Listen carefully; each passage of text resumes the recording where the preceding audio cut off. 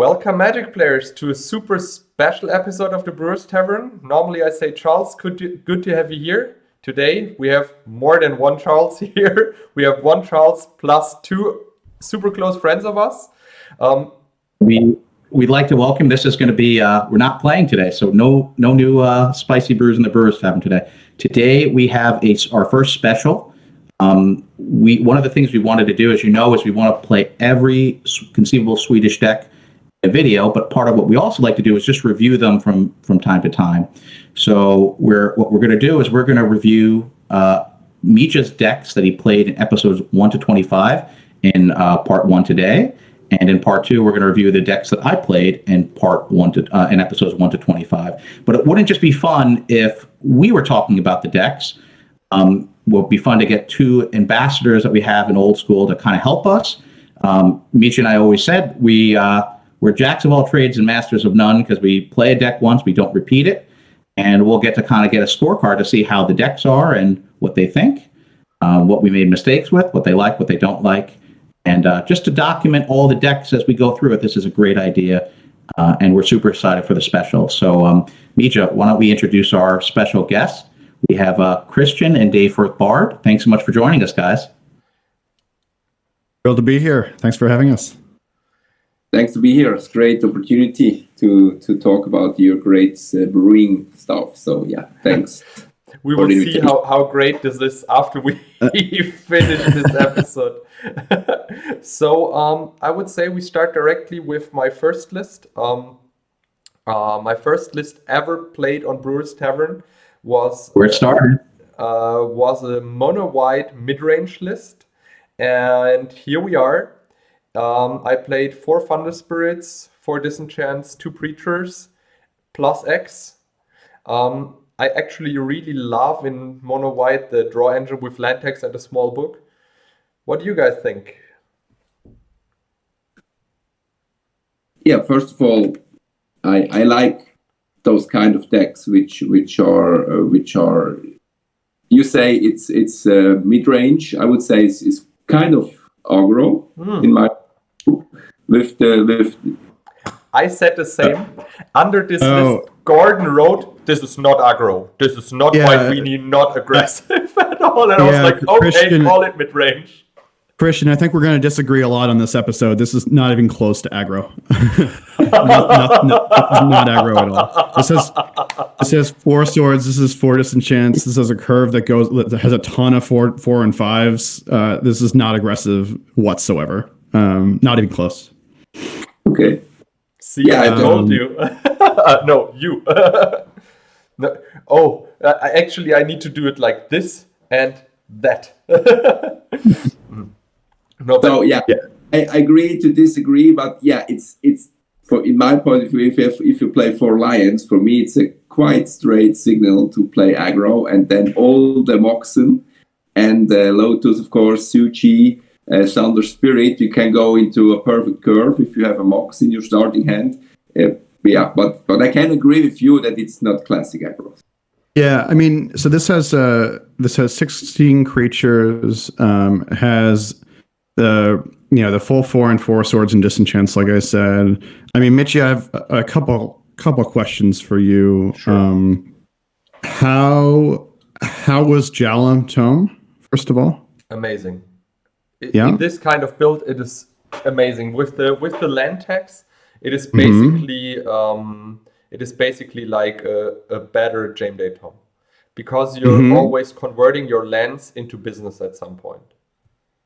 Yeah, no, absolutely. I mean, it's a really cool way of, grabbing a bunch of basics and then maybe turning them into a better card, improving your card selection.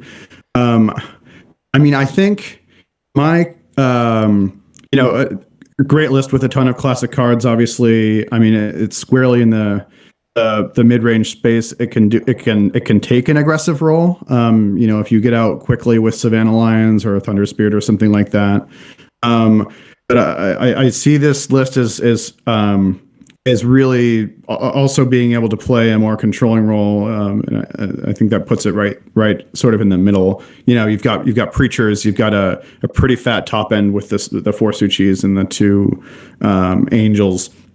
And if you can stick a fat creature and just fire off one of those get-ins, I think you're in pretty good shape. So it does have that line as well. I think my question on this one is that I think that it has the 2 tomes and the 4 Suchis are really juicy and easy shatter and disenchant targets. I mean, they turn all of your you're going to hear this probably a lot from me in this episode, but they're going to turn all of your opponent's shatters on immediately. And so the first artifact that you play is just going to get destroyed on sight because there's so much artifact removal in old school generally and Swedish specifically.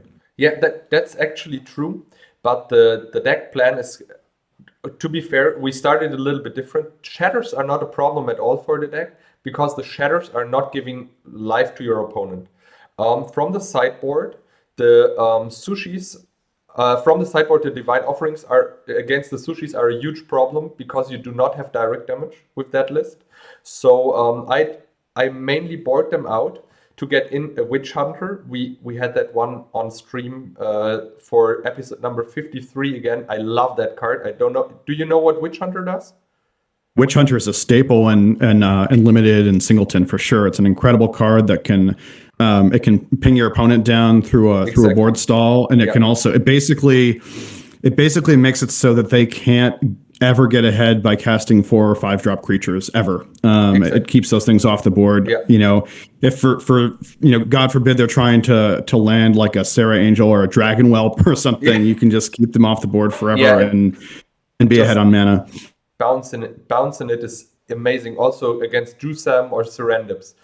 So the plan is after game 1, you board out the sushis, board in a little bit more control cards. So either you choose Winter Orb, Witch Hunter, Meekstone, and the Circle of Protection red, or you go with City in a Bottle. It's a little bit matchup depending what you're doing. Plus, when you're playing against a super full aggro deck like Atok, you for sure board out the sushis and bring in the divine offerings because they give you life, they destroy the angsty black vices, and they buy you time. And with the artifact removal, you make your land tax better because it allows you to keep all the cards in hand instead of putting them down or discard them. So yeah, very cool. That's why I normally board them out. And to be honest, if he shatters the sushi game 1, that's probably fine. I mean, I try to start fast with a land mox start, either with a lion or a land tax, pass the turn, and then go on with searching with land tax or putting down a Thunder Spirit turn 2. Yeah. Christian, any more thoughts before we move on? No, it's fine for me. I just saw Caracas, which is purely for I don't know what trolling. Reasons. No, actually, it makes no sense to play a white deck without running one Caracas, in my opinion. The thing is, Mitja, were you really? No, I love. You really scared of red? Because I've never seen 4 COP reds in the sideboard before. The thing is, on monocolored decks, you just have the space. To be fair, you could have put black, COP black in there, but okay. The thing is, I have no fear from black, or I would love to play against black with this kind of deck. I mean, I have Preacher to control his creatures. I have 2 Mace of It. I have a Witch Hunter, and I have 2 City in a Bottle, plus a Meekstone and 4 Swords main board. Bring it on. All day long. Mono black, bring it on. I would love to see that. So that's why I thought the mono red aggressive list. About this deck. I did like seeing it. It's not the classic mono white weenie deck. It was interesting and different, and I did enjoy playing against it. So let's move on to another deck. The next deck is a deck which I saw at one of Christian's tournaments, or it was a tournament from me and Christian, the Charity Cup. Here we go. This is a zombie list, blue-black. And try to be super aggressive with Bad Moons, 4 Psionic Blasts, and all the cool zombies. By the way, the what is it called? The mummy, the Cyclopean mummy, is a zombie too. It got an errata. Just in case, if people are wondering why I play the mummies in the main board. Yeah. You miss Headless Horseman, by the way, if you talk about cool zombies, but it's fine. I try to build a good zombie deck. The problem is Horseman is fine. I also own 4 exactly for the mono black version of this deck, but it is like a 4 mana 3/3. If it would be 4/4, it would be a snap playable. I especially like the deck, of course, because it plays Urborg. So for me, actually, this is the Urborg I won at one of our tournaments when I won the tournament. Or was it a gift? I don't remember right, but yeah, that it is from the tournament. It's also signed by you, and at your tournament it also produces black and red. Correct. Yeah, for me it's a classic blacklist with on steroids, so with the blue power, which makes incredibly a lot of sense, and also the Psyblast. I think they are a great addition. What I miss here is the straight 1-drop, to be honest. So it's something which should be considered, maybe Stone Throwing Devils, or I don't know. Or so it should be Stone Throwing Devils, maybe. If you play 4 Bad Moon, not Blood Moon, 4 Bad Moon, you need a 1-drop which you can play. So this is my first thought about this. They are not zombies, but at least they provide you with this 1-drop. Yeah, probably the Black Knights should be 1-drops here, 100%. And the Paralyzed, I would play 3, to be honest. But yeah. Yeah, I agree with Christian. I think I would start maybe 2 or 3 Paralyzed main and then see where things go from there. And the Black Knights, I also think could either be a 1-drop or something evasive. And take this from someone who's really tried to make Bad Moon work. I put a lot of time into Bad Moon a couple of years ago, and taking inspiration from, I think, the seminal work in the Bad Moon area was a deck that David Chambers built, I think back in like 2017, that I encourage you guys to check out. That was not a zombies list. It was much more dependent on Arabian creatures like Stone Throwing Devils, Urg Raiders, Hazran Ogres, but it hit like a truck. Just fantastic list, even used on Holy Strength. And Chambers is one of the monocolored masters, and obviously one of the best minds in the community. So that in mind, I mean, Bad Moon's a cool card. Love to try and get it to work. I would want the creature count to be higher before I would think about running the full 4 Bad Moon. Usually with Anthems, you want to see at least 20 creatures. This has something closer to 15 or something like that. No, it's 19. Actually, it's 19. You have with the factories. With the factory doesn't count. It doesn't get pumps from Bad Moon, and it's never counted in creature counts. If you're comparing apples to apples, it's not a creature. Okay. For those purposes. So when I say a 20 creature list, I mean literally 20 non-factory creatures. Okay. I think. The suspects for 1-drops are pretty slim though, right? You have Stone Throwing Devils, you have Bog Rats, and you have Will o' the Wisp, which does find its way into Bad Moon lists from time to time. The other consideration at 2 and a little bit easier to cast than the Black Knights are Bog Imp. Just a 1/1 flyer for 2 is reasonable with Bad Moon. But the downside, again, it's not a zombie, right? You really want to build with the zombie theme, and that's tricky. As far as the blue splash, I absolutely love Psyblast. Obviously, I think it's a better card than even like Time Walk in an aggressive list. Like if I'm splashing for just 2 blue cards, for example, and White Weenie, for example, I would take Ancestral first, of course, but then I would take Psyblast over Time Walk. I think it's that good. Even so, like the fourth Psyblast here feels a little bit soft. You could maybe put another creature in that spot. You could put another creature in the spot of the fourth, or maybe even the third Paralyze. I love the Sinkholes. I think that's a great strategy. I also think that Evil Presence is a consideration here, because it neutralizes a card like Library of Alexandria. It neutralizes Factory, and it turns on your Swamp Walk if they don't have swamps of their own. And I think I would cut the Time Twister outright. Everything that you're doing is relatively slow. These are like three drop zombies. They're not moving super fast. You don't have a ton of instants other than a few side blasts that you're going to keep around. I think Time Twister has a much better chance of helping your opponent than helping you in a list like this. But I mean, you love to see a zombies deck in old school. Exactly. This is really cool. To be honest, with the Twister was better than you think, because with the 4 blasts you have, if you would want to count it like that, you have like 32 damage in your main board, which your opponent probably can't prevent. Just in case. I mean that the Twister was actually, when we were playing the episode, it was pretty decent to redraw the cards. Awesome. Before we, all right. maybe we go to the next one, but I would put 2 Nevertheless discs because you can regenerate. Yeah, exactly. The 2 discs. Yeah, I love that idea. Yeah. The discs is something which I would run in the sideboard for sure over the Winter Orb and the Meekstone probably, because that makes the deck way more flexible. When it comes to the mono blacklist, there's also mono blacklist. I also run the Evil Presence. I had them in the main board, but I thought the damage the Psy Blasts are dealing is way better. And to be honest, I added the Black Knights because with the Bad Moon they can handle factories better because of the first strike damage. That was the thought behind that. But as you guys said, the decks need sometime a little bit more testing to get it done, like a little bit more fine tuning. So let's move on to the next list. The next list is Cyclopean Karma. Here we go.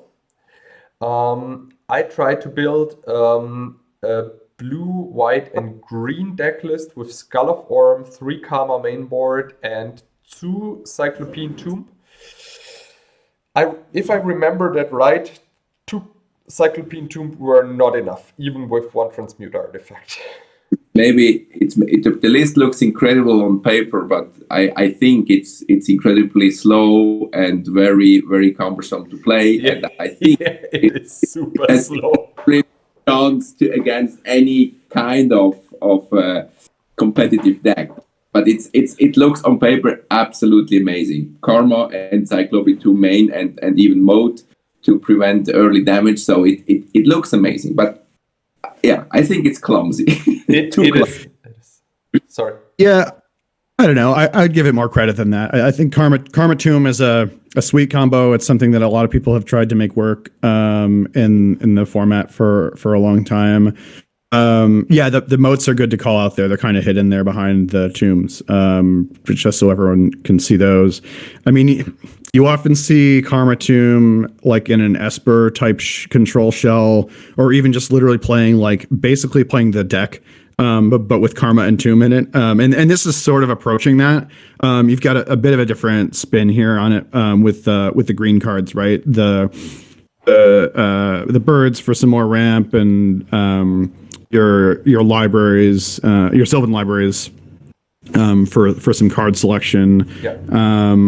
I do like the skull direction, right? You can get back a moat or a karma that they've killed. I love it with skull and control magic is obviously very well documented. I think another kind of value enchantment that you can consider to play with Skull, if you really wanted to take it more in that direction, which you might want to, is Spirit Link. Neutralize their, especially maybe even out of the sideboard, or in place of the swords. Really kind of play up that enchantments theme. It plays a similar role, right? You can neutralize the opponent's creature. You can slow them down. That'll give you time to pop your moat down, or time to start grinding out their lands slowly with the tomb. And then the other thing that you need to worry about when you're playing with Tomb is keeping them cut off of their artifact mana sources. So I think I would go the full 4 disenchants and maybe even like a Divine Offering in the main, just to make sure that every Mox is dying on site, and then you also have some additional capacity to kill some other problematic artifact or enchantment that you might see. Yeah.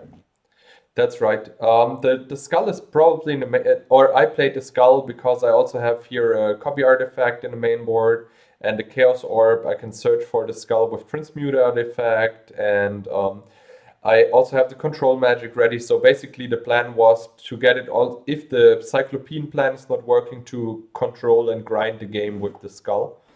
This was the thought behind that. But yeah. I would consider also to not play the birds, because maybe 2 lands more and either 2 Maze of Is or 2 Wrath of God, just to stable, also to make sure that the creatures of the opponent really can get rid of. Yeah. Because the ramp is maybe not as essential in your shelf, in my point of view. I would agree with that. You need. I play a tomb in a later episode. I think a third tomb is important. I don't think you need to play it right away. It's not going to help you necessarily for the first few turns. So probably at least a couple birds less. Yeah, that's true. Really, this was a really cool list. Yeah, I really was really happy to play against this. So Dave? We are not hearing you. Oh yeah. I was just gonna ask what's next. Oh yeah. We move on from the Cyclopean Karma to the BR Ponza list. It is a straightforward black-red deck, where I played the first time the Granite Gargoyles. So you call it Ponza, but there's only 2 stone rains, but it's fine. Okay. Yeah, that's actually true. I try to attack the land base only with Blood Moons. Yeah. Works. For me, I especially like the deck, of course, because it plays 4 trolls. So you have my heart here. I think I always like, or I only like Dark Ritual paired with Underworld Dreams. So here you did everything correct in my point of view, because normally Dark Ritual is a 2-for-1 for the opponent if he has his words, if you cast a hip, whatever. For Underworld Dreams, in my point of view, it's the only solution to play Dark Ritual. So in this point, it's very, very well thought. I'm quite kind of unsure because of the mana base. You play 8 black sources and the Mox Jet and the Lotus. So if you do not have the Dark Ritual, it's not so easy to cast Underworld Dreams. So this is maybe something which you faced in your games. Yeah. I don't know. But this is in my point of view. If you play Underworld Dreams, you need, I don't know, 12 black sources at least, or 13. So you can at least hit it on the table on turn 3 or 4. Otherwise, you have kind of a dead card. Yeah.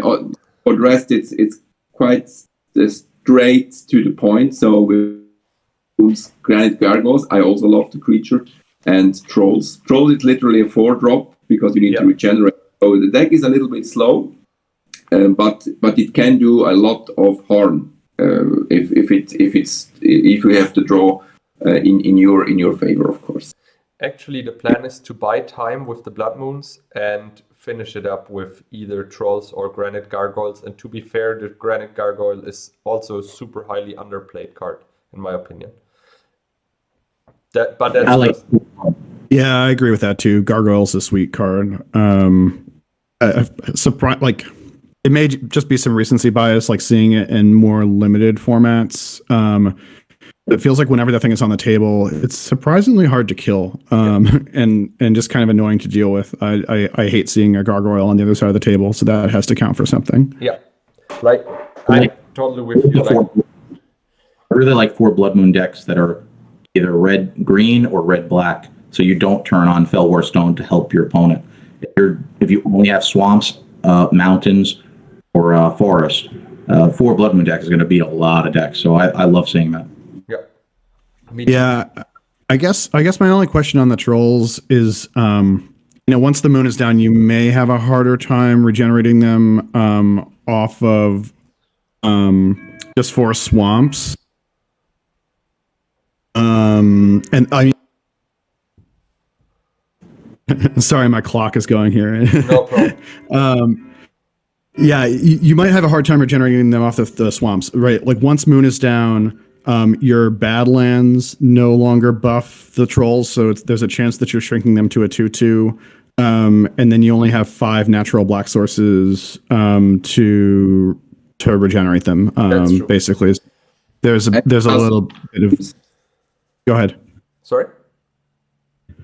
No, it sounded like Christian was going to say something. Yeah. Only 5 sources to regenerate the troll and to cast Underworld Dreams without the Dark Ritual. So That's right.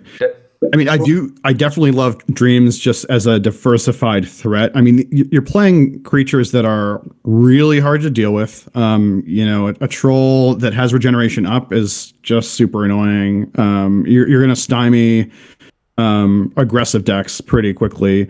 And then against other mid-range or control lists, dreams is just a great diversified threat. It doesn't really care. It shuts down Sylvan Library. It shuts down a lot of card draw.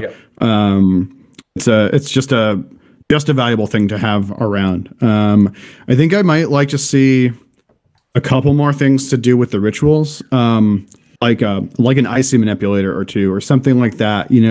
That can reinforce your kind of land or mana denial sub theme, right? If you're mooning them, you're stone raining lands of interest. You can also icy or like the cool thing about icy with ritual, right, is that icy is expensive to cast, but cheap to activate. So the ritual helps you get it out there. But then once it's down, it's very easy to use, and you can use that to lock down, a Mox or like some other colored source that might have escaped the moon or something like that. And it's also good creature, kind of virtual creature removal as well. So that's a consideration. Actually, what I would probably change is, you're right with the trolls, but you need to put pressure onto your opponent. What I would change is probably maybe I pass on the Underworld Dreams since the black count is so low, and switch it to the ICs or or more land destruction. Unsure here. But yeah, I can see the problem with the small black count. But when we played, it doesn't feel bad to have a 2/2 troll. It's with Blood Moon. Blood Moon is a key card here. I mean, when it hits the table and my opponent can't cast any spell, it probably doesn't matter if the troll is 2, 3, or 1. You just grind the game. I thought the dream was important because you can't remove enchantments. So if you deal damage for a while and then your opponent plays an abyss, dreams is a way to you've knocked off 8 life, 10 life already to try to deal with the last half of your opponent's life. Also, you have here a wheel, which is probably another 7 damage with Underworld Dreams. I know it's a little bit living the dream having that ready, but yeah. I'm not counting on that, but it happens from time to time. Just want to say. I'm not calculating with the one-off. So let's move on to another list. The next list is one I liked a lot. It's a blue-green Instill energy list with birds and Desert Twister. I love Desert Twister. Sadly, when we played it, it turned out it was not that strong. Sometimes our deck choices against each other make it hard to win for one of us. But the ramp plus the Force of Nature felt so good. Like, believe me, having Force of Nature 4 times in the list was amazing. And yeah, this is a sweet list. Go ahead, Christian. No, please. No, I was just kind of counting up. I was just counting up the green sources to make sure everything is kind of copacetic here. At 7 forest, you got then 11, 12, and then I guess. So even though you have only 12 green, your birds and your elves are doing double duty, right, with the instill. So that'll help you get there a lot faster. I'm always checking to see, like, you can cheat a Force of Nature into play. I always like to check to make sure that you can pay for the upkeep the second time around. This is a really cool list. I mean, I love the fast bond is sweet, especially with your time twister there. Draw 7. You have a twister sub theme with the desert twister also, in addition to time twister. Maybe you could lean into that theme a bit more if you splash for mind twist. Just make sure you have all of your twists covered. Curious about how you found channel. And I mean, obviously channeling out a trike is super fun. I would, if you've got channel kicking around, I would expect to see maybe a Sylvan or 2 and a mirror universe, maybe. just to have another cool thing to do with some of this package, right? The thing is with channel, channel is always a super random card. It's just random as hell. You cannot lean on a channel. If it happens, it is super nice, but it's like absolutely. But the problem is it's not like we had it with wheel before. A channel has the problem that it needs setup. So if you draw it in the late game, the chance is super high that you suffered like 1 or 2 damage over the time whatsoever, and then the channel gets worse. Like with every damage you get, the channel loses impact, and a lot of impact. So it's the same with the wheel. It's living the dream, having it in the, let's say, second turn to ramp out a trike, or even an Aladdin's Ring, which you can activate. But anyways, it feels good to have Aladdin's Ring turn 2 for 8 damage. Yeah, 8 damage. But yeah, I don't know. The channel, this is probably a card I would cut in this deck because it's just too random. I'm happy to hear you say that. I would cut it as well. I think that you could do some pretty interesting things here, moving in a bit more of a so I have a couple thoughts. So Instill Energy makes me want to have Colossus of Sardia, like at least 1 or 2, maybe even in place of Aladdin's Ring, right? Yeah. Because the Instill completely eliminates Colossus's drawback, and it just plays a lot better with the other things that you have going on. And then, I mean, if you do, I was sort of joking about Mind Twist, but if you do move a bit into Bug for Tutor and Twist, one other sneaky thing you can do, well, in addition to having Animate Deads around, which is always a great combination with Triskelion, another fun thing that you could do is play 1 or 2 of the cards Sacrifice, which combos with Suchi in a pretty gnarly way. If you cast Sacrifice on a Suchi, you get 4 black mana and 4 colorless to play with, and that can help you get to your Colossus as well. That's true. It's another branch of this kind of space to consider. Yeah. But it's a sweet brew. Yeah. So let's move on. Some other thoughts from the other guys.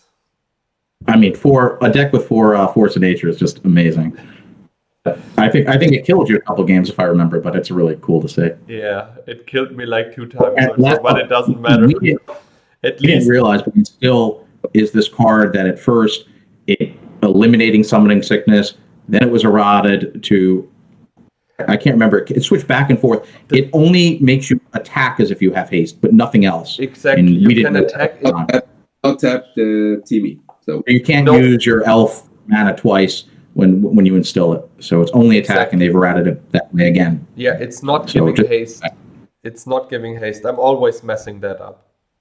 Anyways, let's move on to one of my favorite lists, which we had so far in the Brewers Tavern.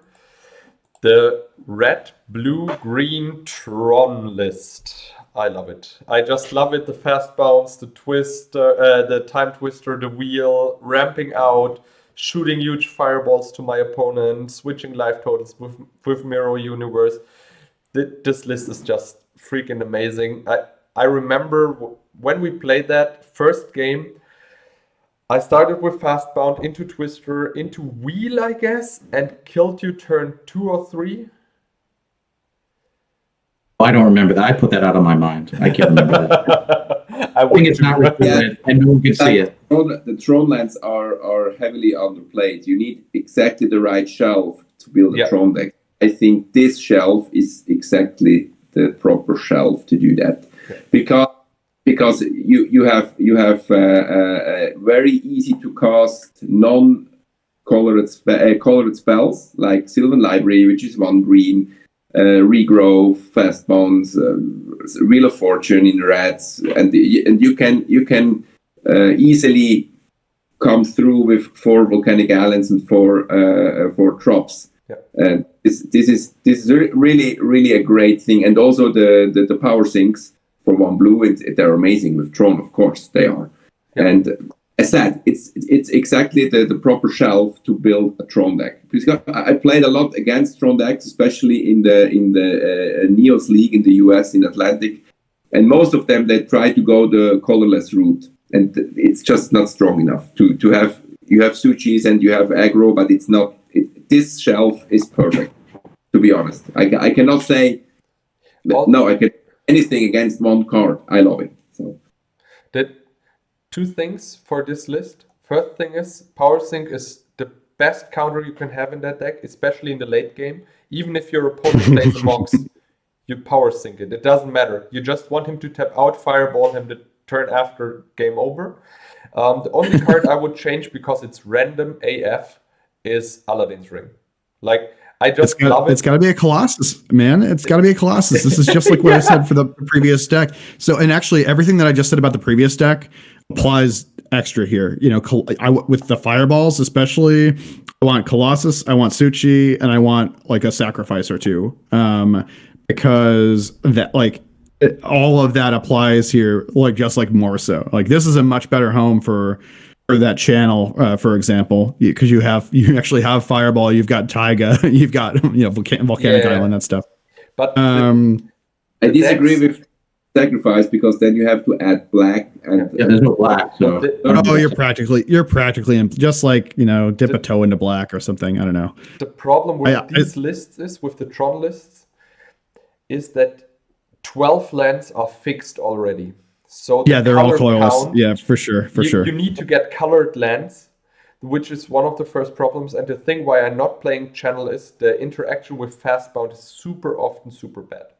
So tell me about the Fastbawns. I'm curious. I'm curious about Fastbound in this shell, and what you thought of it. And ditto the Jammed tomes. The Fastbounds were insane. Like, Fastbounds in this shell is crazy. Because when you start with a Fastbound and let's say a Mox and another land pass the turn and Twister turn 2, that normally you win all the games where you can manage to wheel or Twister turn 1. This is 100% sure.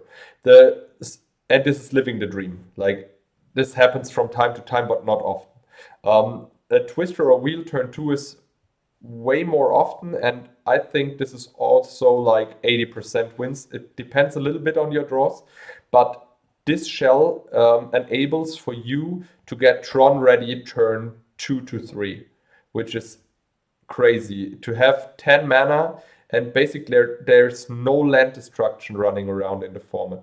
Like, of course, you have from time to time a sinkhole here and there, a strip mine, sure. But no one wants to strip, let's say, Urza's Tower when you also played a library in the same turn. You know what I mean? So the Fastbounds are actually super good. For the books, super often you empty your hand fast. And you need draw.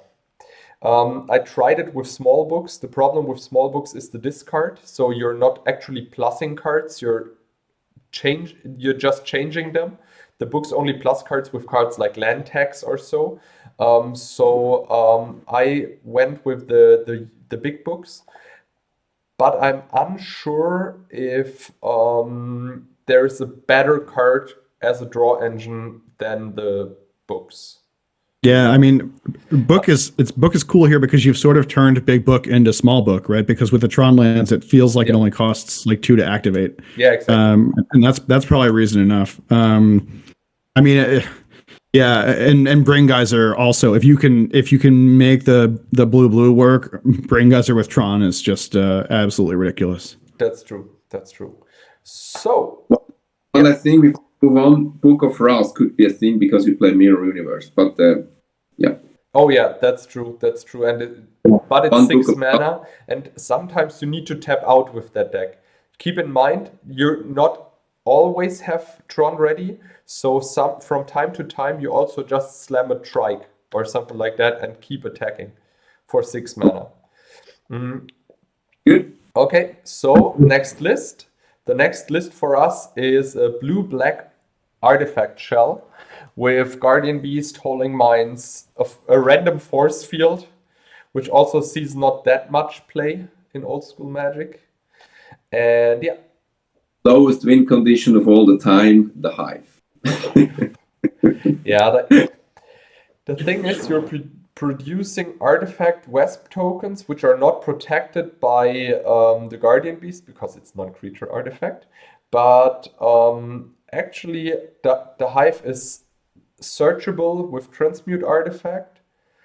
And yeah, I just like the card. Maybe it's a bold statement, but I think 99.9% Triskelion is just better than the Hive in literally every spot you can search with Transmute. It's 1 mana more, okay, but it's 3 damage for sure, and it's a 4/4 body. So it depends on the situation, to be honest. Keep in mind the Hive tokens are flying. Basically, the Hives from time to time feels like a main board Maze of It, which for 10 or 5 mana every time. The 5 mana it Maze doesn't matter as long you just need to block from time to time. A Sarah, block him for like 3-4 turns till you find your Icy Manipulator, tap it down, and then you're up with Hive tokens. So yes, it's not mana efficient, I can see that, but the Hive is also a super good card which people should play more, 100%. But I think here, what is in general criminally underplayed, at least in Swedish, is a Relic Barrier. You play 4, and this is absolute amazing because I think Relic Barrier should be main in so much more decks overall. In Swedish. Strongly, yeah, I agree with that 100%. I love Relic Barrier. Relic Barriers does everything. Really, it taps the factory, it taps the Lotus in the upkeep from the opponent, because I once won a game with that, just tapping the Lotus, and my opponent like, what? And they say, you cannot. No, I mean it's Rashad Import, it's Icy Manipulator against robot decks. It makes it so a factory can't block. I mean, it's an all-star. It's just a great card. It defends yourself from being. And it's never that. Never. Yeah. Maybe against a blue-red's counterburn, it's semi-dead, but it's normally. It's great here because the beast will protect the Howling Mine and the until you get a relic, vice versa, and then you basically won the game once you have that. If you can keep drawing. Yeah, I love the Hive, guys. Like it's when you're losing to when your opponent has the game locked up and is slowly grinding you out with a Hive. It is like one of the most demoralizing feelings. This goes all the way back to my first in-person old school event that I ever attended in 2016. I was playing against John Grudzina, who was a well-known New York area spike, and he was on basically full out the deck with abysses, and his win con was the Hive, and just sitting there across the table from that stupid thing is a swarm of abyss-proof artifact wasps. Grew from 2 wasps to 3 wasps to 5 wasps, and just like grinding me out with that was like absolutely miserable. I don't play with the card ever. I've got a really sweet stamped beta Hive that I got from Eternal Weekend back in 2017, but just love to see it as a win con wherever possible. I mean, I think this is a cool list in the spirit of MG's Project M. The one thing that has more of a Nevinyrral's disc direction. Obviously, it's a little tougher here. But you could live the dream there with Beast and Disc to keep all of your artifacts online. Keep your entire parfait package, what have you, around and just kill the Beast and all of their stuff. So that's a sneaky thing that I would want to see added to this. I see Nebuchadnezzar hanging out there, sneaking around in the corner. Just wanted to ask if you had any cool Nebuchadnezzar stories. To be honest, this is also a Legends card, which I want to see played a little bit more, because this guy is actually like one of the best discards ever. Like the discard he can produce with all the mana in the late game is so good. He's a 3/5. I have no situation with him where it was over the top, but he was always on average a super good Magic card. When I remember it right, he's for 5 mana, a 3/5, which makes him a super good blocker, especially against Sushis. 3/3? Is it 3/3? Okay. That was 3/3. I'm unsure at the moment. We'll double check that. But anyways, the discard in a control matchup, which he can make, is insane because he hits everything.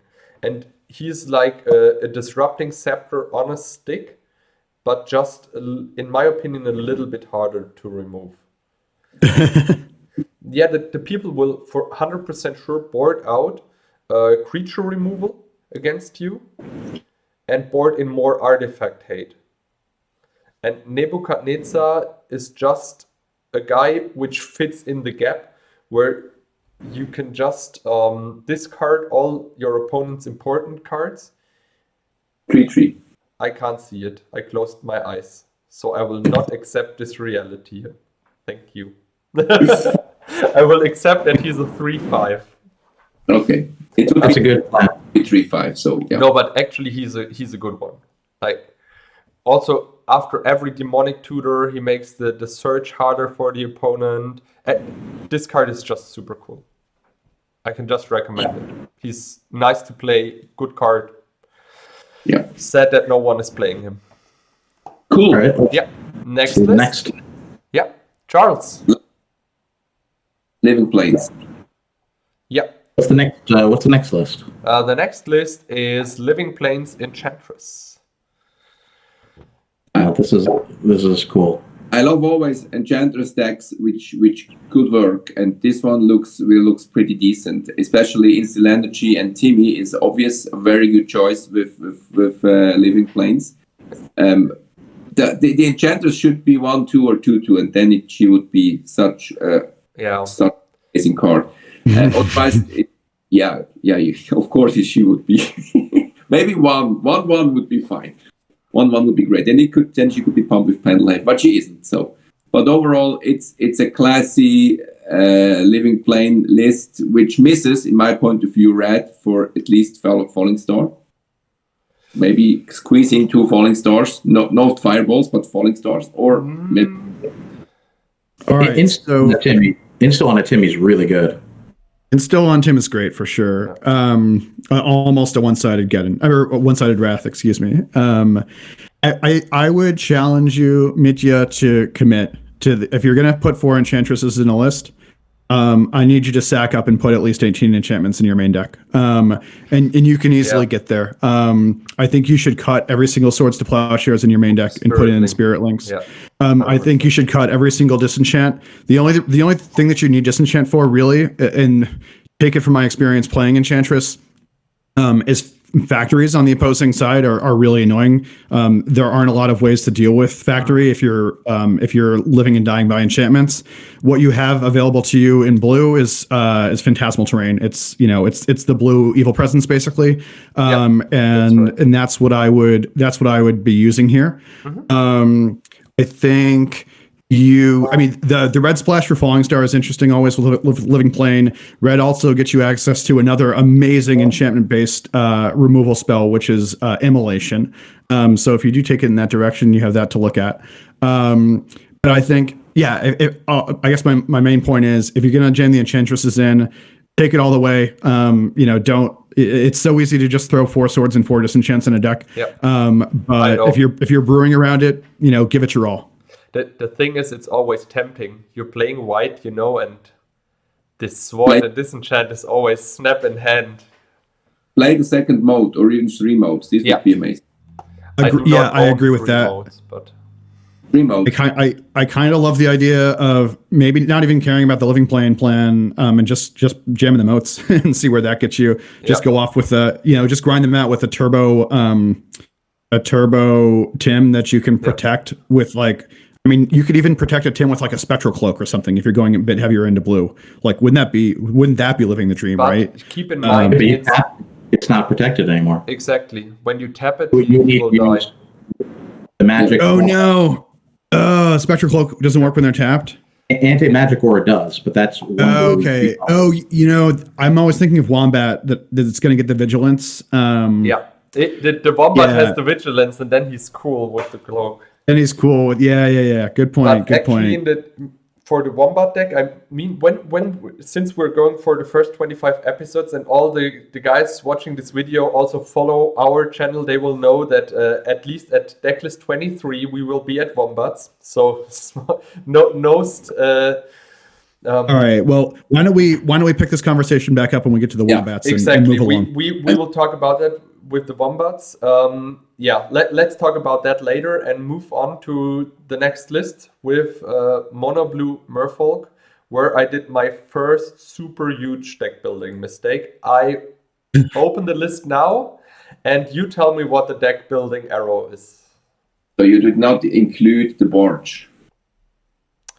Yes. Didn't include the what? I do not know the name. The barge, which you can give some creature island. War barge. War barge, Yeah. or fish liver oil works the same with assassin, right? Yeah, exactly. Yeah. I didn't play it.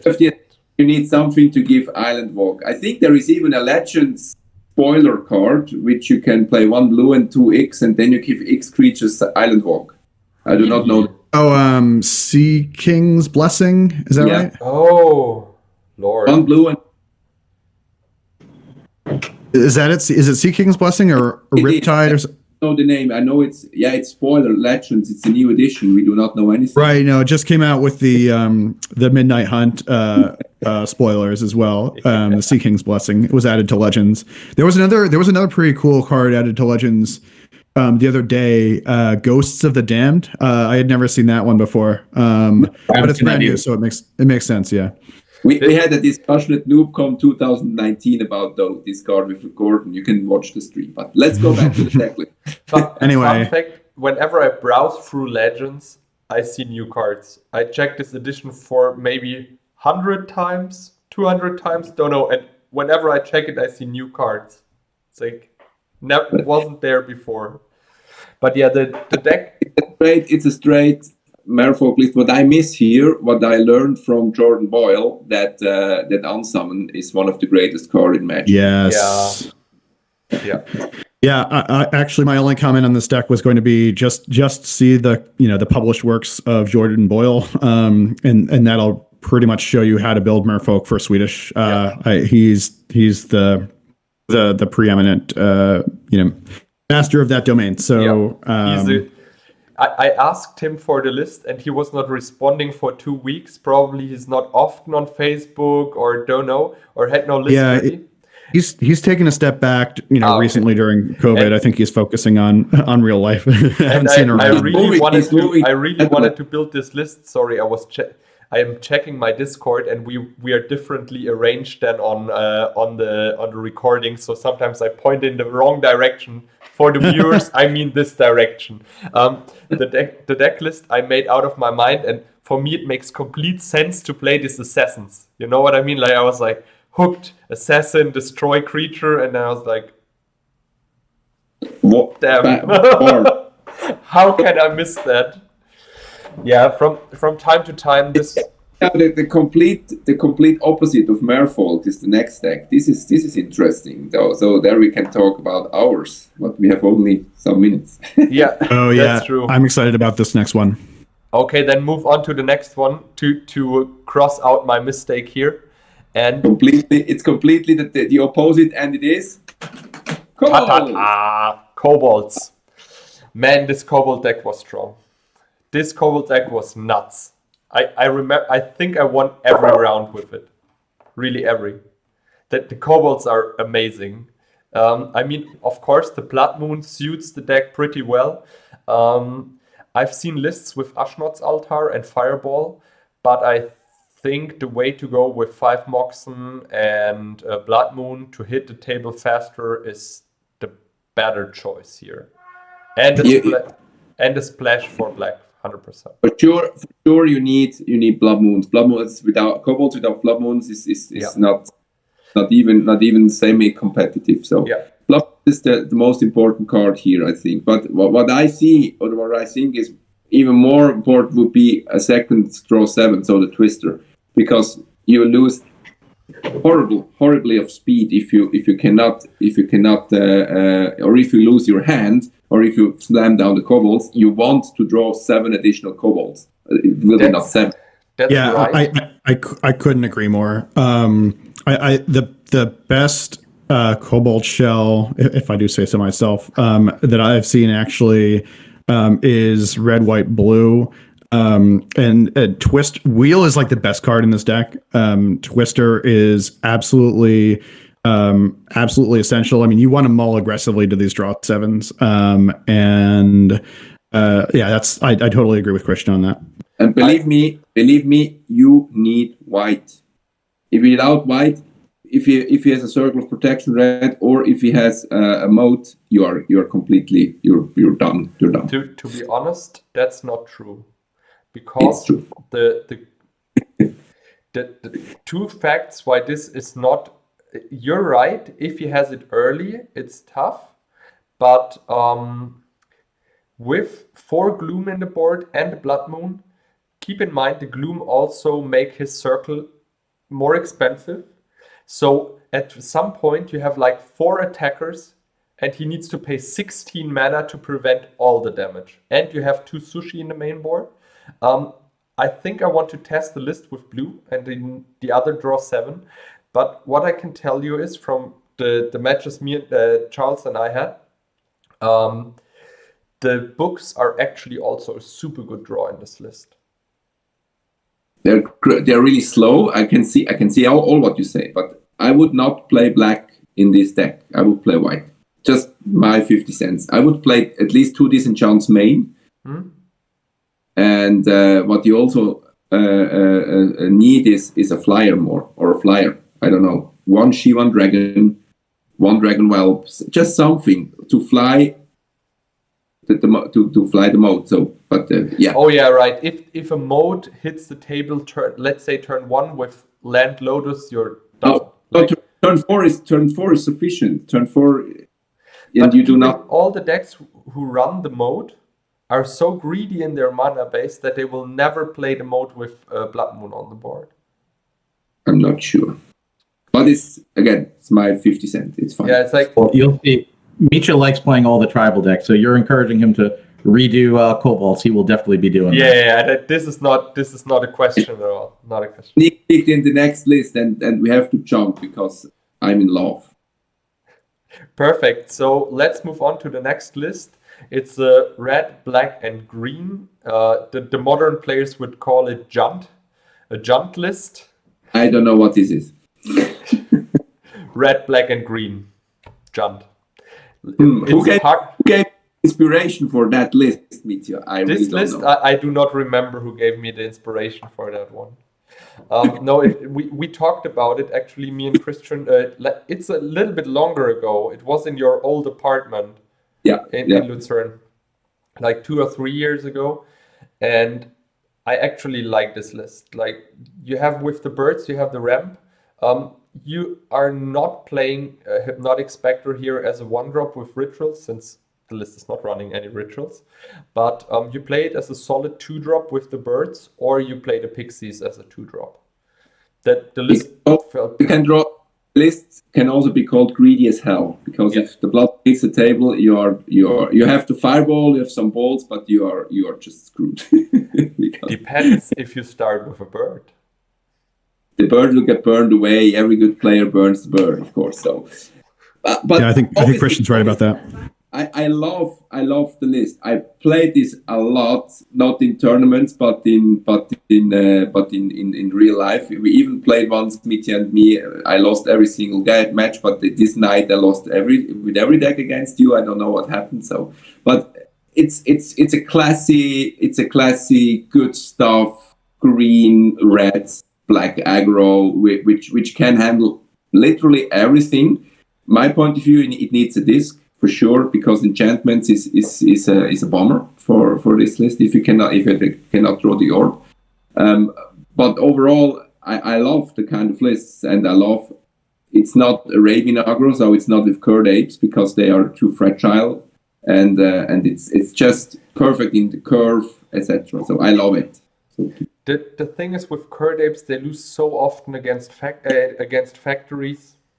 It's like it's what I say. I will always play pixies over curd apes. Yeah, so the other ones are red, so it's not a good comparison. Yeah. Nice list.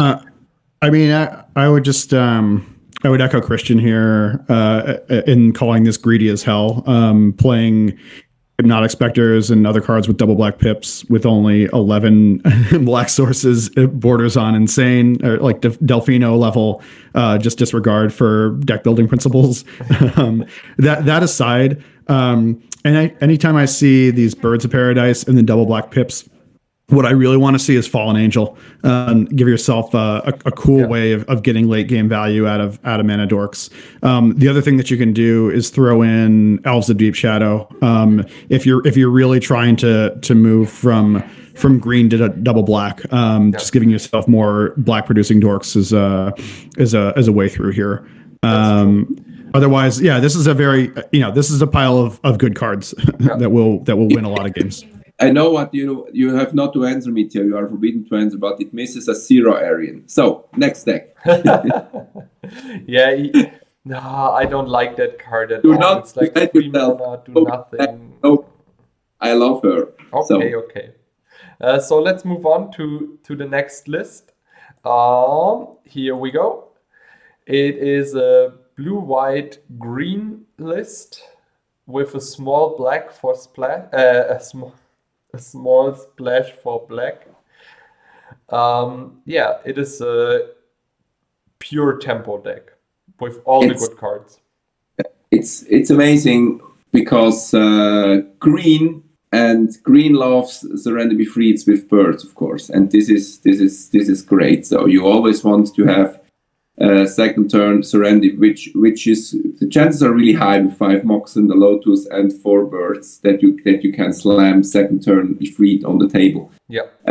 What I always dislike in those decks, it's nothing personal, but I always dislike the black splash in a deck which is incredibly strong on its own, but it's more like a taste of myself, because why add the 4th color?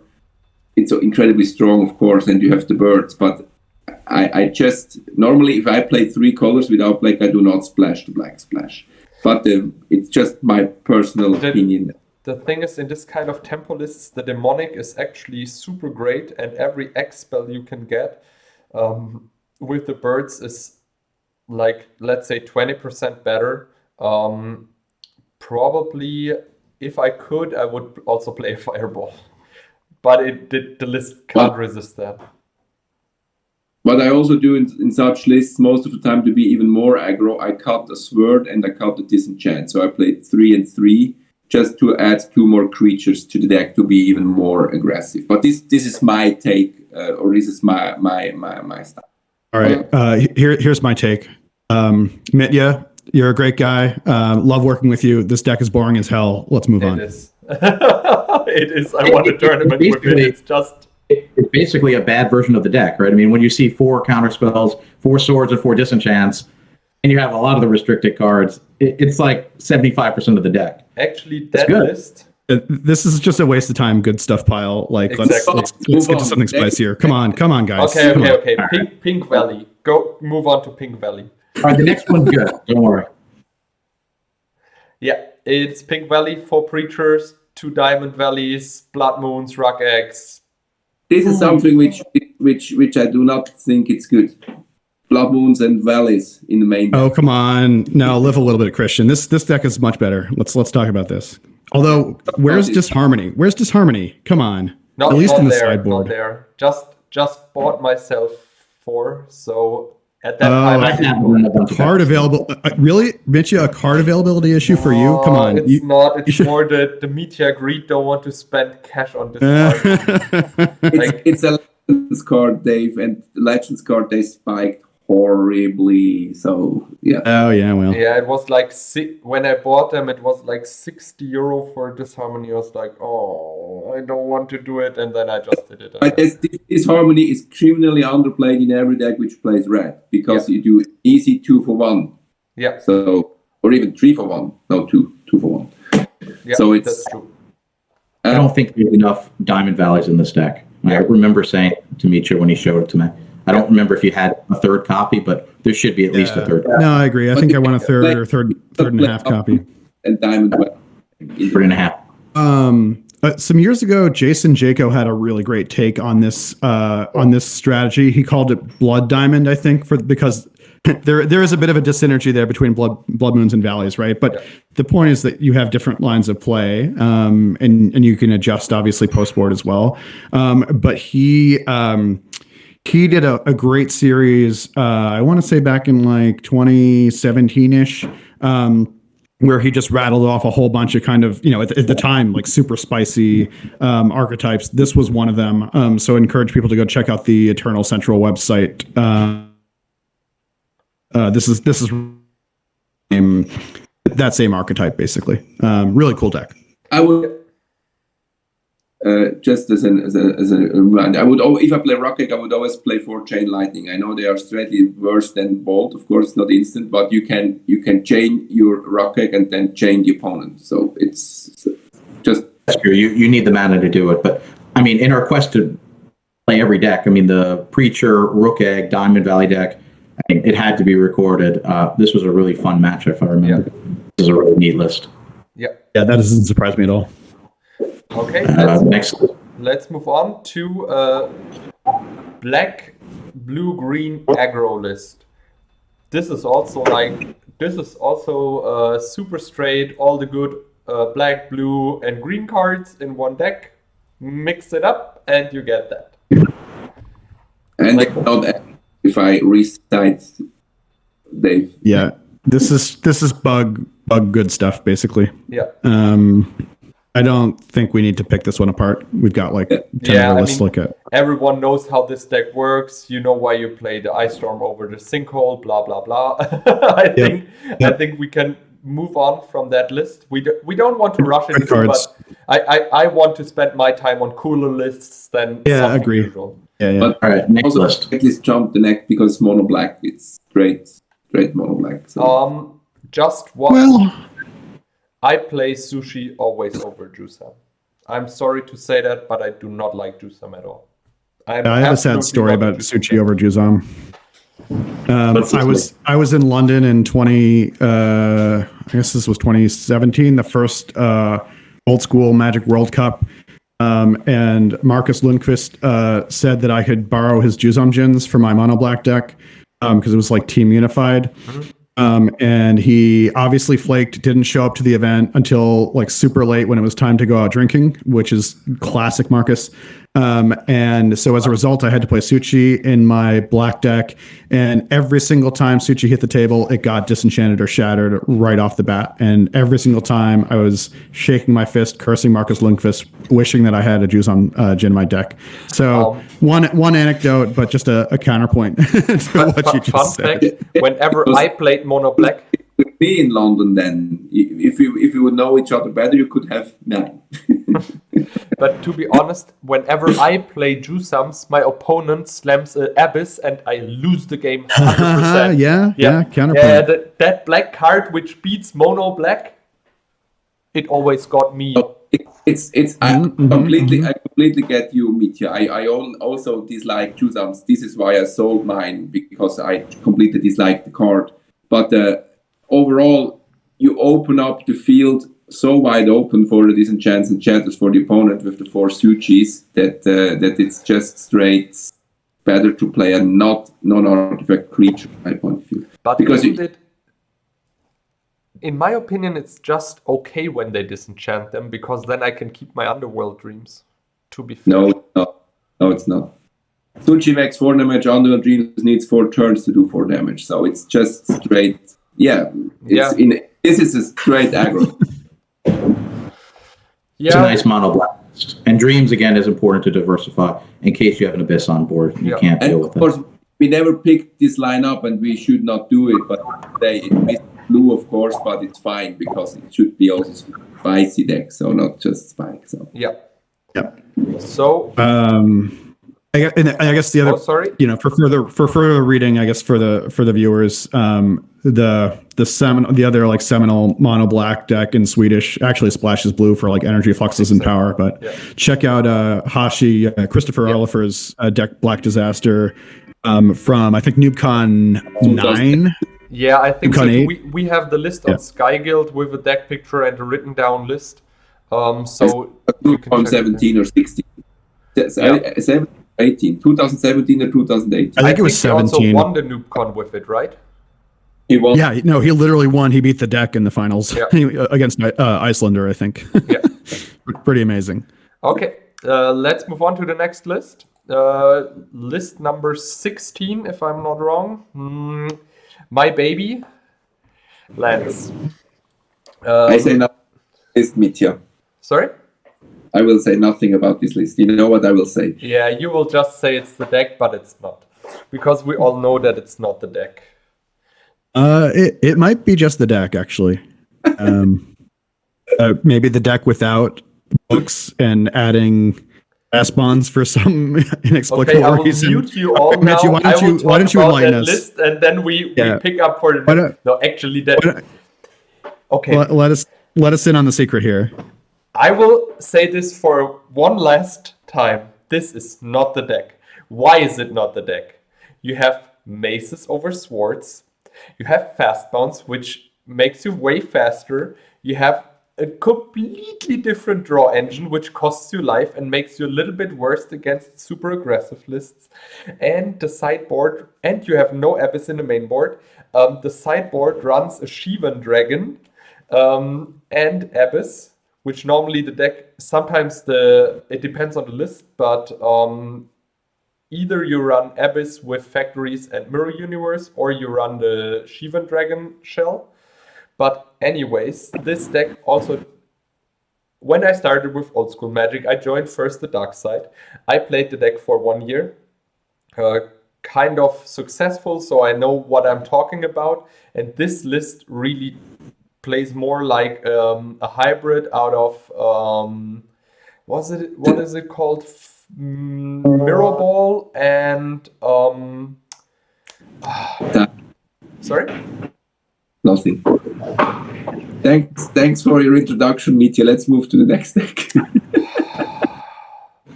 Hiya. Okay. Let's move on to the next list. Here we have red, blue, green aggro. Actually, sorry? Not aggro. Yeah, it's like the thing is with the Moxen and the Felvars, I always try to play a Sushi or an Urnum turn 2. This is basically the deck plan. So you start with a land Mox into Felvar into land and 4-drop. It's a little bit like the list of Color Nord, where he also splashes white, black, and he probably plays 5 color. He destroyed me hard with that list, like super hard at NoobCon. It would be a good shell for channel then, if you want to hit a second turn Suchi for sure, or Urnum Jin. But I don't know. I'm quite. In general, I love the Urnum Jin because it's a 4/5 and it's green. But most of the time, maybe 95%, I would love to have a Serendib in my hand rather than the Urnum. Just for the evasion, or sorry, because for the evasion, because it flies. Yeah, yeah.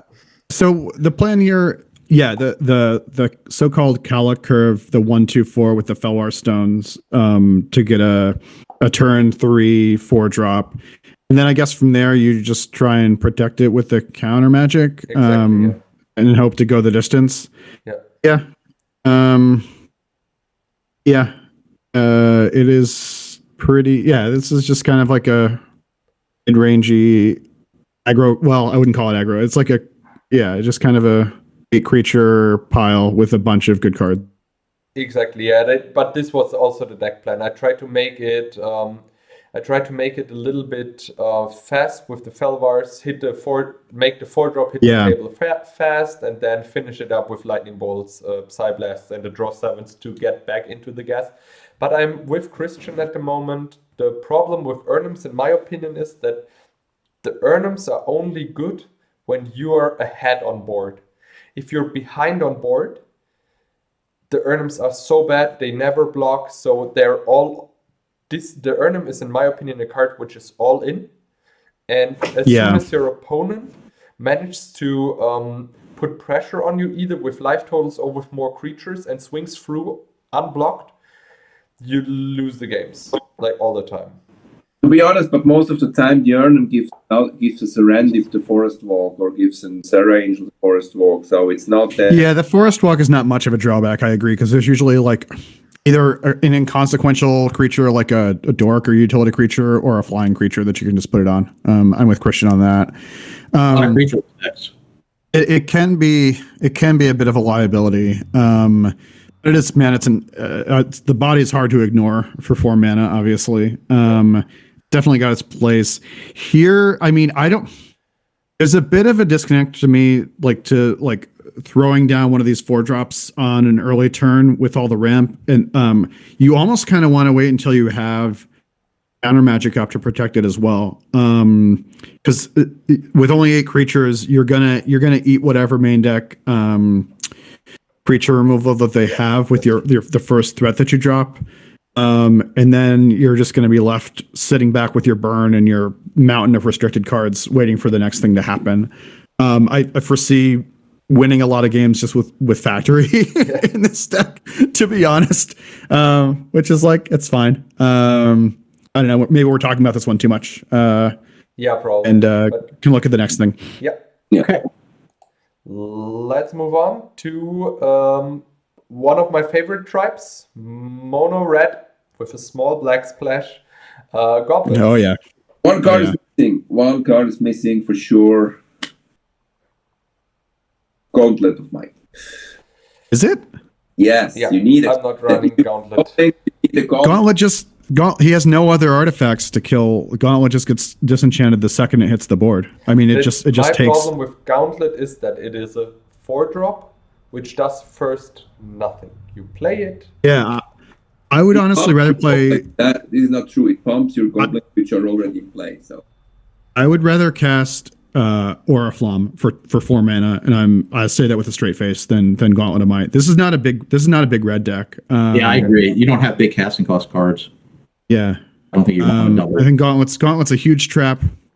The one thing I kind of like to mix up in these Goblin lists is instead of running the full 4 kings, sometimes I like to throw in a main deck Ball Lightning or 2, just kind of keep them off balance. If they see a Ball Lightning in the first game, they're gonna be paranoid, for the rest of the match. They're gonna hold a Swords or a Bolt, like waiting for the next Ball Lightning to hit the table. It's sort of like the Force Spike effect. If you show your partner. Dave's mind magic. Yeah. Yeah, no, exactly. No, that's a real. You gain some percentage making them play around something that maybe you've even boarded out. Yeah. So I love to do that. Bloodlust is basically the Swedish Goblin Grenade. Yeah. I'm a fan of that here. I mean, the only other thing that I like to sneak into a Goblins list like this, I mean, maybe a couple more Goblins. Artisans can help. Get some utility out of a late game Mox or something like that. Yeah. And maybe just a one of Pendelhaven as a way to bump up your Goblins of the Flarg.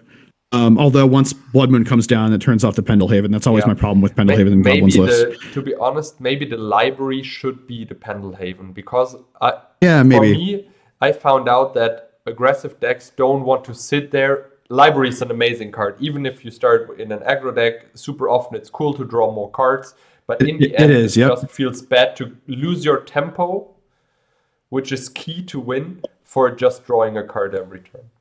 It's also the same story what it was with the Kobold deck. In my point of view, the best Goblin decks which are around are the ones which play white, because you need a decent chance to get rid of Moat or of the Circle of Protection red. Also here you play Gloom, but a Circle of Protection red can just... A good player does not Circle of Protection your Goblin Balloon Brigade. He waits for the bolts, etc., and for the fireball.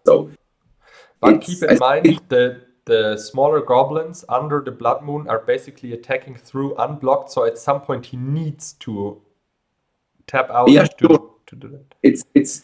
I think it's too fragile. It's really very strong. And the second thing I would say is also, which is true for the Kobolds, is you want to have a second draw 7, just because if you can draw 7 out of wheel or time twister, 99% you win. Because you have 8 straight burn, you have fireballs, you have bloodlust, so it's just... Yeah, that's true. That's true. That's And actually of course, time walk, etc., blah, blah, blah, blah. But the draw 7, I think it's very essential in those decks. Yeah, I can see that. Yeah, probably I should, in this list, I should always add the blue power, or at least the draw 7. But from time to time, I'm just tired of always running the same. Let's say, how many one-offs do we have? 15? It's just, I want to do something different. And these lists give me the chance to spice it up. We can say this to every monocolored deck. Exactly. Add blue for Ancestral and Twister and Time Walk. And Mitja and I made a point of making sure that we have monocolor list as well as the dual land list if we're going to try to get everything recorded. Yeah. All right, I think we go to the next list. Those are the next list, which is it's non-blue, it's mono white, but it's just literally mono white straight in your face as usual. Exactly. Well, I want to hear what Dave has to say about this because you're a Dave Firstbart has entered the chat. Is this aggro? Is this aggro? Wait a second. This is aggro. This has 20. This is 20 creatures main deck. You're there. This is an aggressive list. Although I have so many issues with this. I don't even know where to start. But I have given maybe more thought than most to the right way to build white weenie. And Swedish is really the final frontier. So I don't want to give away too many things. But I've been thinking about this. I mean, white weenie in Swedish. For me, it goes all the way back to 2013 at BSK. A guy won that tournament in Sweden with a list actually not dissimilar from this. I believe he actually had the exact same creature package. The Lions, the Clergy, Tundra Wolves, and the Thunder Spirits, and the White Knights. Reasonable place to start. But it's not 2013 anymore. I think we've learned a lot. And I can tell you from playing White Weenie in a broad range of formats, especially like the twisty, like singleton formats or like X Point old school recently. I played White Weenie in EC. I played White Weenie in Atlantic. Clergy and Tundra Wolves, excuse me, are completely unplayable. I don't think I would run them at all. Yeah. I love Repentant Blacksmith. I think it's a fantastic card. I play 3 main deck Blacksmith in my lists, like as a routine, like with the 4th one coming out of the board. It's just rock solid. The second point of toughness matters a ton. Especially when like otherwise a Triskelion can really ruin your day. I think the best one drop, hands down, after Savannah Lions is probably Benelish Hero. Although as a one drop, it's sort of a late game card. If you're looking to cut something from a list, like usually you can get away with 2 or 3 Benelish Hero because banding. Banding is an incredible ability. It provides. It gives you what you need to overcome these mid-range lists, which are all over the place in Swedish old school. I mean, we've seen plenty of them, here in this episode already. I'm a big believer in Army of Allah over Crusade. I think, my Army to Crusade split is usually like 2 Army and 1 Crusade main, and you can bring Crusades in post-board if you don't see disenchants. But usually Crusade just dies. You can only really cast it if they're tapped out, like as a sorcery speed morale kind of thing before it dies, which is too bad. Excited to see Bottle here. I'm always a fan of just jamming Bottle into a main deck if you can get away with it. Unfortunately, like the way that I like to build White Weenie, you can't run Bottle because you've got Repentant Blacksmiths and you've got armies to start with. The BSK list also had, and this is a throwback, but this list from 2013 that it's like to my understanding, like the only White Weenie deck that's ever won a Swedish event. If some other historian of the format can reach out to me and point to a different example, I'd be super curious to see the list because it is sort of an oddball. But I'm really, really committed to making it work. The whole key to the archetype, in my opinion, is Geddon. Geddon is like the reason to play White Weenie, and then Pendelhaven is just such an impressive utility. It's Pendelhaven is like another Mishra's Factory essentially. If here you would put it on the wolves or the clergy. In reality, you're using stuff like Benelish Hero, like Mesa Pegasus. Even Preacher can chip in, right, with Pendelhaven damage in some situations. There's a ton more I could say. I could literally do a 3-hour podcast episode just on thinking about White Weenie for different formats, and especially Swedish, which I think is like the last frontier, because you don't have access to Javelineers or Pump Knights in this format, which is a bummer. But we're gonna get over that. I know, Charles, I think you set me off, obviously. I love White Weenie so much. I'm super impressed. Mitja, in other words, Dave is super impressed with this White Weenie deck that you didn't play. Which one? He doesn't love this one. He's impressed with what you didn't play. He's describing. So. Yeah. Look, White Gordon, so skip the White Weenie part, so it's easy. No, actually, I'm totally with Dave here. The Tundra Wolves and the Clergies just feel bad. Those are just bad Magic cards. I can see the fact with the Crusade. Crusade also always felt a little bit clunky here. You don't want to tap out for. Sometimes you can't even cast it because you start with factory. You start with land and have a second land, the factory, which you will not mulligan if you have, like, let's say, a Savannah Lion, a Sword, whatsoever in your hand, plus Crusade. The Crusade is then just a bad 3-drop. That's why I probably the list we had first, the mono white mid range, I like a little bit more because it's more consistent. Yeah. This is what I can tell you from that list. It's a fun to play deck, but I will for sure, 100% sure, cut the Cleriges and the Tundra Wolves. And you're super right. Mesa Pegasus with flying or the Benalish Hero are 100% better. Like, before we move on, I think everyone's going to be excited to see what the final version of your list is, Dave. This deck is sounding great. Yeah, I just need to play it at. Yeah, I'm looking forward. For me, like, my next opportunity is to play Swedish. It's going to be a real hard decision whether to play White Weenie or mono green splashing black like I've been playing. But that's really what I'm working on now is the best possible Swedish White Weenie list. So stay tuned. Well, we'll look forward to it. All right, I think we'll move on to the next list. Yes, list number 20. Every tenner and every fiver episode we try to do something special, and for episode 20 Charles forced me into the elephant. But before you both attack this, or at least I had the idea. I said I want to play the best possible poison deck possible, and we'll do that when we do part 2. And I said, well, what two decks might be okay? They might just be bad enough to be entertaining together. Exactly. And the poison decks are very slow, but you know what else is slow? That's interesting is Elephant with Elephant Graveyards. They're Elephant very Disco. slow. So Mitja decided to play an Elephant Disco deck, and it was okay before you say it's awful because he had the far better deck because I was playing poison. So I was gonna say this destroys a poison deck. Absolutely. Completely. Poison has no chance against this. This is actually like approaching a real deck. Talk about it next time. I tried to make them unblockable with the wand, and we've recorded to this point 53 episodes. I think there's only one of the episodes where I didn't win one game, and it was this episode. Yeah, and it was not even close.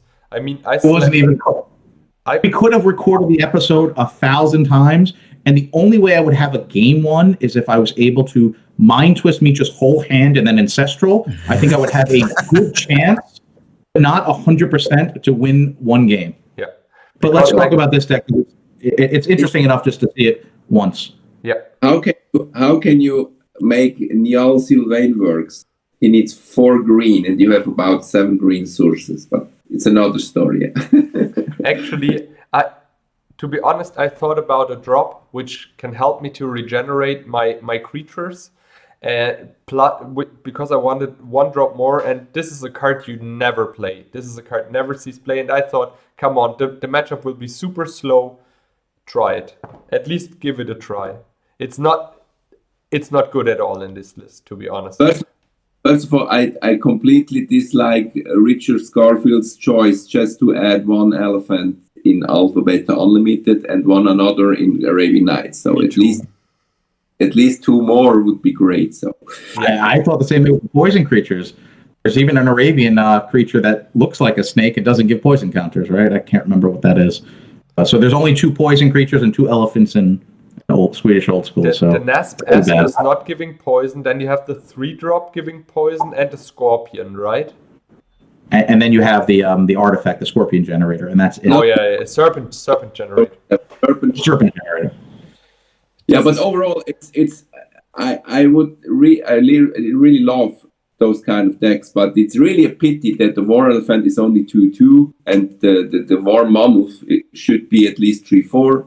I think we can agree on that, but it's great to see Elephant Graveyard in place. So the last I'll say about this list is my deck. I had Ices, Meek Stones. I was going to try to tap everything down, trying to make my poison creatures unblockable, and I was very disappointed both of the elephants were in 3/3 because I might have had a chance the Meekstone to actually win a game, but the fact that half of them were 2/2s, my whole plan just crumbled in episode 20 if anybody wants to watch. But I wish they were a little bit stronger too. But Elephant Graveyard, we never see. It's fun to be able to regenerate, and what a neat deck. Also with the disc, the disc is an amazing card in this shell. It also takes care of the Meekstone, the Icy, whatsoever hits the board. You play the disc, you regenerate your elephant boys, and keep on attacking. I loved it. This was so fun, and it was worth every euro I spent on an elephant graveyard. All right. Well, it's not great, but no one's going to say it's boring. I think we go to the next list, episode 21. Sure. Okay, so list 21 is a deck which disappoints me a lot. On paper, it looks okay. No, it doesn't. It plays Savannas. That's not a problem at all. To be honest, I think when we played this matchup, I won 0 rounds with it. Yeah. It just Savannah is really hard, man. White and green creatures. The problem with Savannah is white and green creatures do not work well together at all for some reason. The curve is super awkward. You'd think that Lion into Pixie is one of the best 1-drops in the format, one of the best 2-drops in the format, would go together like peanut butter and jelly, but they do not. It just does not pan out the way that you think it will. And I can't exactly tell you why. There's a mismatch here. But it's just every time I've tried it, it's super awkward, and it makes me wish I was doing anything else. I couldn't describe it better. This deck, yeah? Penleven has no target. That's right. That's completely right. The thing is, I played it. Sometimes I also play the Pendelhaven for stupid corner cases, because it doesn't matter if I play play a Forest or a Pendelhaven. Other than Blood Moon, I mean, you have that sneaky scavenger hanging out in the sideboard. I mean, when he comes in, he's ready to party with the Pendelhaven. It's just for him, right? Not good enough. Sorry. Yeah. And I'm totally with Dave. It just felt awkward. It looks on paper. This list looks solid as a rock. I mean, you have land destruction. You have the best removal in the format. You have Ifrit, which bumps. There are many good. But there are strong individual cards. I think this deck is actually less than the sum of its parts. The Storm Seekers at the top end, I have to imagine, weren't that great, because by the time you're firing them off, you don't have draw 7s, you don't have Hurkyl's Recall or other ways of getting your opponent with more cards in hand. By the late game, they've got a few cards in hand, and you'd probably just rather have Hurricane or something, just as a lava axe effect. You'd think that a deck with all the swords and disenchants and some of the most efficient creatures in the format, and land destruction to back it up, and just some powerful restricted cards would be good. And it just doesn't hang together for some reason. No, I can't explain why, but it's not working at all. No, I can explain you why. green and white misses the 3-drop. This is why. If they would have a card like Surrender Be Freed, which a Spitting Snail, that's just not good enough. But it could be fit in the spot. The snail. If you start with, let's say, land. A Spitting Slug, not snail. Sorry, Spitting Slug. Yeah, but if you fit in, if you play like Savannah Lion turn 1, turn 2 a bird, whatsoever you drew it from the top, and turn 3 an Urnham, isn't that an amazing 3-drop, or is it just living the dream? I don't know, but it happens. It happens once out of, I don't know, 10 times, or it's just I think if you go this route, you need a 3-drop, a solid one, and you have the slug. It's not really solid, but it's okayish. Slug is great. Slug is the green Serendip Freet. But the problem again is, are you heavy in green? Are you heavy in white? And it's, for some reason, like Savannah is like you can't reliably play a turn 1 lion and then curve into slug. Like it doesn't work that way. You need to have like unlimited Savannahs in your deck, and it just doesn't hang together. And I don't exactly know why, but anyway, okay. We probably, I see you've got a cool mono blue Tron list up next, so I'm excited to talk about that. Yeah, here we go. One card which we are not mentioning in the lands deck. It's a card which I also run in the mono blue Tron list. It's Amnesia. Amnesia is... Yeah, Amnesia, absolutely. So crazy good. Sees also 0 play at the moment. But in the right shell, when you can make Amnesia work, it is nuts. Jan has a deck, the Lotus Eater deck. So he plays 2 Amnesias there, man. Yeah. And it's quite a strong deck. The Lotus Eater with Reconstruction and Yeah. But it's quite the same as I said before. I do not like this shell so much as the other one. It's not that I dislike this. It's just it misses something. This is just like a little bit not meh, but like it misses the cool green and red stuff. So it's absolutely cool to play Relic Bearers together with the mines, of course. And Relic Bearer on its own, it's a hammer card. So 1 second, someone ringed at my door. I'm back in a minute. Just keep on talking. All right, I'll keep on talking. I want more copy artifacts. I want the full 4 copy artifacts here. I think I want another Icy or even the full 4 Icy. Now I just want to lean into the kind of like parfait and robots strategy a bit more. I think Amnesia might be a little too cute. I like Amnesia in like those Lotus Eater lists that can like recur the Lotus with Reconstruction and stuff like that. That's super fun. And if you're turboing out the Amnesia, that's great. I just don't see you getting to blue with all of the Tron lands outside of having Lotus pop off. So those are my initial thoughts here. I would also add, if you go the full copy artifact package, then I would also go for a Control Magic main and then School of Orm, because you have the mana. I love that. I think this gets all rotated into more of a traditional like shops type deck, and less like kind of toolboxy cute stuff. But so you don't play Bottle in the board, but you chose the other Serendip Freet, the Azure Drake. Yes. Azure Drake is a way better card than Serendip Freet in a lot of situations. I think it's an underplayed card. Yeah, I like Vanilla in Bottle too.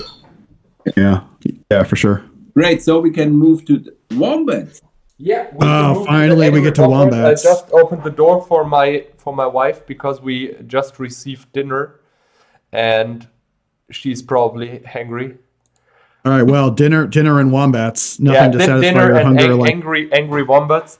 Wombat is a great card. It's also out of spoiler season, of course, because it's Legends, so we do not know exactly what it does. We hope it does that. Actually, you always hope that it's a little bit like Boggles in Modern. Sadly, it's not. But at least it has Vigilance. At least it has Vigilance. But if you have a Wombat paired with an unstable mutation, this is living the dream. So it's a 5/6 in turn 5. You have no bird. Well, you have birds. I have turn birds. 4. 100% cut in this deck is the Avoid Fate. I was not at. The Avoid Fate is a card, when you read it, you feel solid. When you feel like super good to have it, but actually it's a card I was never so disappointed from something. What about Enchantress instead of the Void Fates? No, actually I want to run a gas form. Why the gas form? Either Spectral Cloak or gas form, because gas form gives unblockable, which is insane with the Wombat, or the Spectral Cloak. Gaseous form prevents combat damage from the creature. Does it prevent combat damage? Yeah, you don't want gaseous form because that makes it so your Wombat can't hurt anything anymore. You mean camouflage? Invisibility, right? That allows you to. So I think you're right on about Avoid Fate, Mitja. It doesn't ever do what you think it's going to do. Exactly. Even something like Flash Counter is way better. Yeah, 100%. But I think as we were saying earlier, Spectral Cloak is what you want for the Wombat, because the drawback of the cloak going off if it's tapped doesn't apply to the Wombat. The Wombat has vigilance when it's enchanted, right? Yeah. Exactly. So I mean, I think you've hit on the key to the Wombat is playing the 1 cost enchantments. So love to see stuff like Flight and Spirit Link and Implementation and even Holy Strength here. Those are really cool. Another interesting one is Dream. That's a Legend spoiler called, I think it's Dream Cloak or Dream Coat, where you can give the creature basically like a ward. It gives the creature protection from a color, but you can change what color it gets protection from. Just kind of another weird corner case. Again, as I said with the Enchantress list, I want you to commit a little heavier to the Wombat. Like, get those dibs and side blasts out of there. They're a crutch. Like, if you're gonna play Wombat, brew around the Wombat. And I like the suggestion of sneaking some enchantresses in here. Yeah. Because if you're firing off a bunch of 1 cost enchantments, that's exactly where she wants to hang out. And hey, you should pitch the Serenity Fleets with enchantresses. Yeah, and if you think about it, if you're playing birds and enchantresses, chances are they're going to burn a bolt on one of those 2 things, and then your Wombat is safe when it comes in. Yeah. I think that has to be redone. Actually, I really thought I can make the Void Fates work in the Wombat deck, but I have no idea how to make them work. Whenever I played them, I was disappointed. Don't play it. I would play a couple Flash Counter, or maybe even if you have the mana to support a counter spell. Yeah. You want to protect it until you can get the Spectral Cloak on it. But once you get the Spectral Cloak on it, that thing is going to town. Exactly. Right. I would 100% run the Spectral Cloak over every card I have in the main board. I'm so sad that I missed this one. It's, I don't know. Updated version played somewhere in the episode. Yeah, 50. There's always another chance to play Wombat. Exactly. Just get back on the horse. A proper Wombat. Dust yourself off and get back up on there. Yeah. Right. Next list is a really cool one. Archaeologist makes its first appearance. The T-shirt, man. Mono white archaeologist. I would call this a classy control list. Again with Tron. I'm in love with Tron, I would say, since we run this channel. I really think it is highly underrated. I know I play a lot of double white cards and only like 7. It's not enough, guy. I'm sorry. But it works. You can't do it. You can't do it. That's crazy. I want like 12 white sources here. If you're going to be activating enchant or the archaeologist's ability, or like the witch hunter's ability, or casting like moat on time, you need a lot more white, in my opinion. I think overall it's also a deck which looks super cool on paper, but I cannot imagine that it works properly, because if you play archaeologist, you maybe want to have a sack outlet which gives you value, like something with sushi into, I don't know, Ashnod Altar or... No. Imagine the archaeologist is a late game card. It combos off with the Chaos Orb. Chaos Orb. Yeah. And it combos off with Trike, because Trike always shoots himself. It's Two incredibly. damage. It is slow. That's pretty slow. It's okayish, but if you have a sack outlet which gives you mana like with Suchi and something, then you can use it better. And also here the witch. Is there something? Yeah, you want like a consumable artifact. I mean, in Atlantic and EC we have Aeoli Pile, which is Archaeologist's best friend. You can just have a repeatable shock. In Swedish, it's a little trickier. I mean, Chaos Orb is the best example. Something like Rocket Launcher could also be a thing, maybe. Yeah, that's cool. Trying to think of some other thing that fits that role of something that gets consumed. Like that you can talk something and then get it back with the Archaeologist. That's probably working. Yes. It's just also the Witch Hunter looks incredibly Mirror Universe. You can switch all day long life totals. Yeah. From out of the board. Oh, actually, a disc. After you disc, you bring the Archaeologist. Disc is also sacrificed. Yeah. All right. So wait. How about this? What's the white? Is there a white part of the cycle from Antiquities that includes like Atog, Sage of Latnam, and the Yawgmoth Priest? Is there a white part of that, or is it just Archaeologist sort of? The Archaeologist is probably. Yeah. All right. Do you see where I'm going with this, though? Okay. Yeah. Let's ditch the Tron lands because you're not really going big here. What you want is what you want, I think, is more, well, definitely more white sources. Yeah, 100%. And maybe even what about, like, I know you want to keep it mono white, fine, but if you're getting rid of the Tron lands, you can afford the blue splash for Sage, and you can play Sages, Archaeologists, and Mana Vaults, and that way you can get your early value out of the Mana Vaults, get your robots out, and then you can eat them with the Sages to get a card, and then dig them back up with the Archaeologists. Like, that's another really cool, repeatable thing that you could do, right? It'll be slow, but it's fine. Yeah, it's slow, but it's better than. I mean, I don't know. It's again, this is at least the vault only costs one. And it's a lot faster than recurring a trike with an Archaeologist or a disc or a rocket launcher or something like that. I don't know. Just spitballing with the Archaeologist. I think it's just such a cool card. But to make it work in Swedish, you really have to commit to brewing around it. I think it's just incidental late game value. Getting back the Chaos Orb here and there doesn't jazz me up as much as I want to be. Yeah, and both paired with trike is also not the best idea. Right. Well. Yeah, but actually the trikes are just the shooters. Like, I know you want to attack for 7. 4/4 body, my friend. You will never ever just have them to shoot. They shoot. Oh yeah, no, it attacks for 7. Come on. Trike hits like a truck. This is a nice add-up, but you do want to attack all the time. What do you guys think of Tetravus then? Tetravus is much better. I love Tetravus. Tetravus is awesome because then you can get cards out of sacking the Tetravites to Sage in my version. Yeah. Or you can launch the babies off of the mama, find a way to get the mama, like sacrifice the mama, and then bring it back with the Archaeologist to spawn more. Yeah. Cool. That's cool. So nice.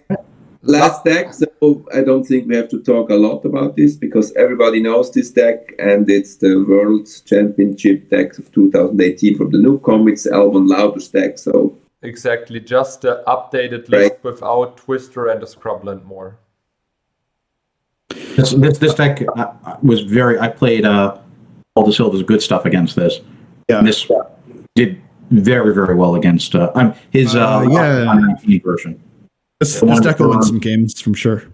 Yeah, this is probably the most copied deck in whole Europe, beside the Europe. So in Italy, 2 out of 3 persons play Lions something, Counterspell, Disenchant. Yeah.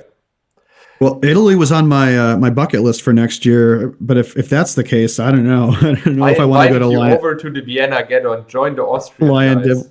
Yeah, Vienna Geddon is literally on my wedding anniversary, so I don't think that's going to happen. I was married on April 30th. Or Raccoon Festival, 9th of January.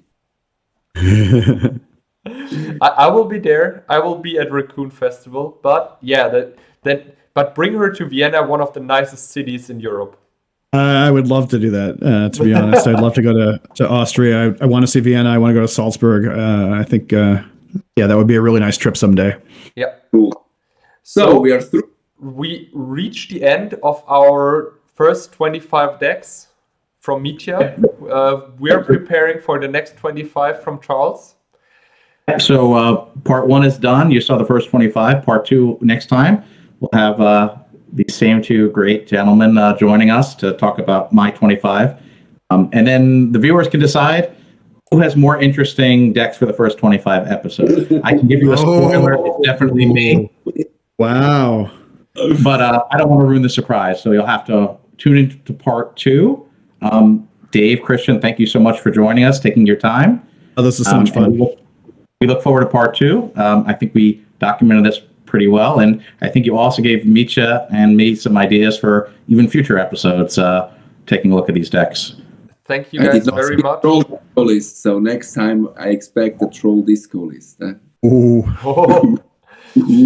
Actually, we will have a troll disco list for you in Charles lists. Oh, okay. I can see. I wait for it. So thanks for participation, guys. You, Dave. Thanks for today, everyone. And until part 2, everyone, we'll see you soon. Have a nice one. Bye bye. Take care. Bye.